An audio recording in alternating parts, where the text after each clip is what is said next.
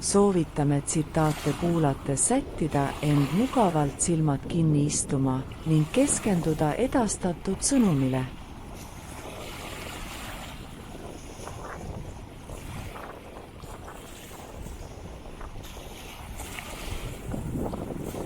Jooksmisest üksi on vähe kasu, peab ka õigel ajal startima. See Christoph Martin Wieland'i tsitaat rõhutab, et ainuüksi tegevuse tegemine ei pruugi olla piisav. On oluline mõista, et edu saavutamiseks on vaja ka õigel ajal tegutsema hakata.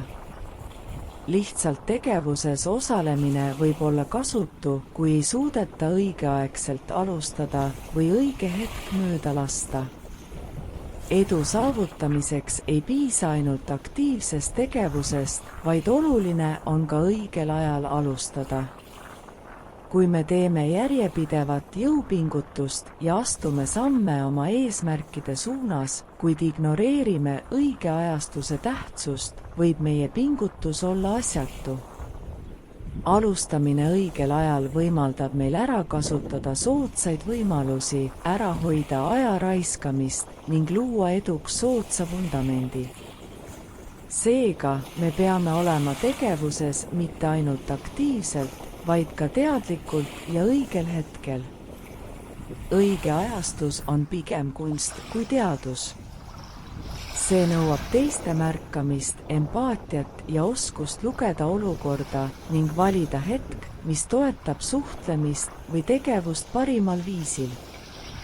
Üldiselt aitab õige ajastuse valimine luua soodsad tingimused edu saavutamiseks erinevates valdkondades. Õige ajastus otsuste tegemisel võib olla kriitiline edu saavutamisel.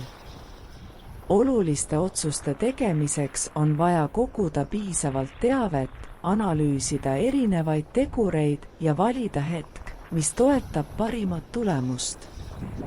Kiirustades või valel ajal tehtud otsused võivad kaasa tuua ebaõnnestumisi. Kui saabub võimalus ja me ei ole piisavalt ettevalmistunud, siis see tähendab, et oleme valel ajal startinud ja ideaalne võimalus möödub. Teist sellist enam ei tule.